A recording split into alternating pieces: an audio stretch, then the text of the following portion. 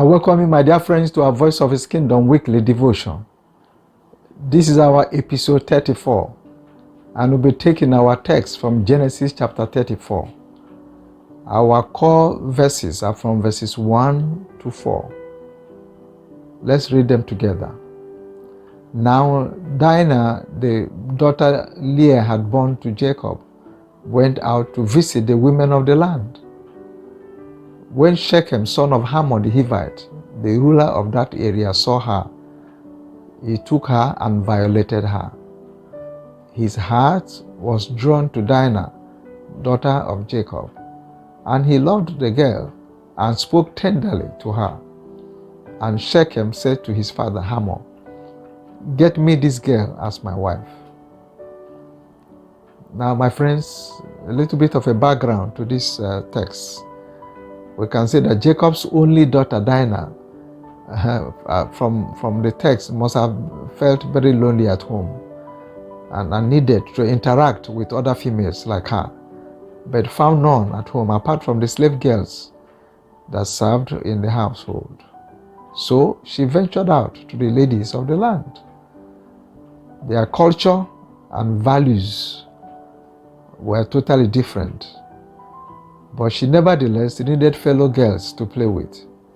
In verse 2, we are told that Shechem, the son of the chief of the land where Jacob and his family lived as strangers, saw her and forcefully defiled her. This was a taboo in Israel and against their value system.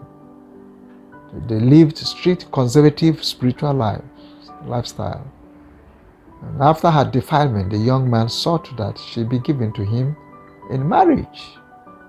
So, my friends, let's see one or two key lessons from this text. We must understand that God is a God of process. Yes. Ecclesiastes chapter 3 verse 1, it says, "There is a time for everything and a season for every activity under heaven." God follows a sequence in His works, even in creation.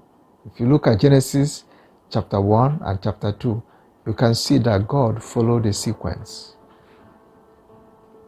And if you don't follow divine sequence, the result can be destructive and disastrous.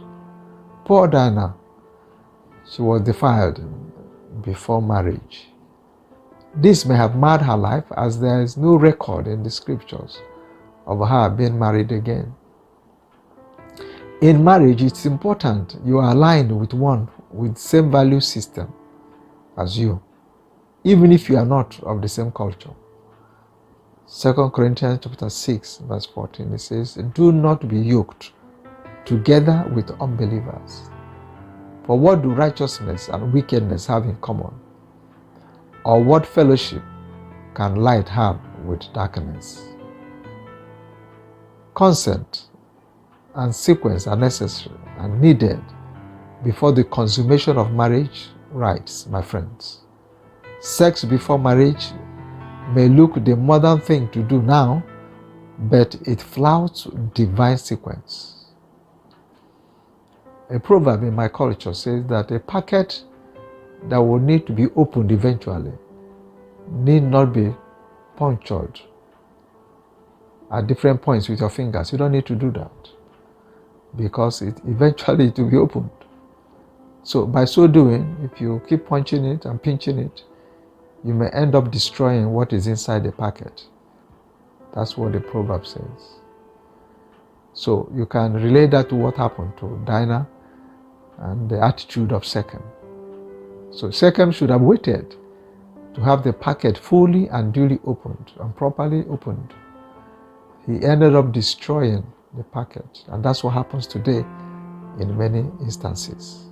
Ecclesiastes chapter 3 verse 1, it says that there is a time for everything and a season for every activity. Marriage is a process, my friends, that is consummated in stages. Sex comes at the end, after all marriage rites between the two families have been completed, but not before. The high rate of divorce and separations in marriage is a pointer to the fact that something is wrong with the process men and women are following today. Genesis chapter 2, verse 24, it says, "For this reason, a man will leave his father and mother and be united to his wife, and they will become one flesh." There's that process of living and then cleaving and then becoming one flesh. And my friends, may the Lord give each one of you an understanding of the process discussed above. God bless you and thank you for listening.